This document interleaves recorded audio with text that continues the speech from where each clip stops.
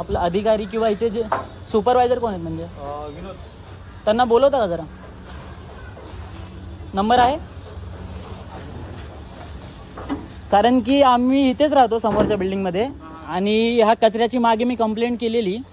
हा परत म्हणजे इथं टाकतं कोण? म्हणजे तुमच्याकडून होतोय की रेसिडेन्शियलकडून होतोय? कोणाचा? वॉर्डचा कचरा येतो. पूर्ण वॉर्डचा कचरा इथे जमा होतो ना, पण इथे पूर्ण भरला नाही जात. हा कचरा इथेच असतो परत. काल पण भरलेला, काल सगळं क्लिअर झालंय. आज पण हे पूर्ण क्लिअर होईल का? हा होईल ना. म्हणजे इथे कचरा राहणार नाही ना? नाही. आणि हे कोणाचं आहे? हे ते सीएनडीची गाडी लागेल ना, होईल. ते कधी जाईल? हे जर नसेल होत तर सांगा, आम्ही परत कंप्लेंट टाकतो. तुम्हाला मी परत नंबर देतो. हा द्या, नंबर द्या. तुम्ही त्यांच्याशी बोला. अच्छा, आत्ताच द्या नंबर, त्यांच्याशी बोलून घेतो. आणि हा कचरा तुमच्या हातात नसेल तर मी त्यांना बोलतोय पूर्ण क्लीन करायला. व्हिडिओ रोज येतात ते या साईडला. नाही, मी बघतो ना इथे, हा रोजचा एरिया आहे ना. नाही ते रोज येतात ना. कधी भेटतील ते? भेटतात.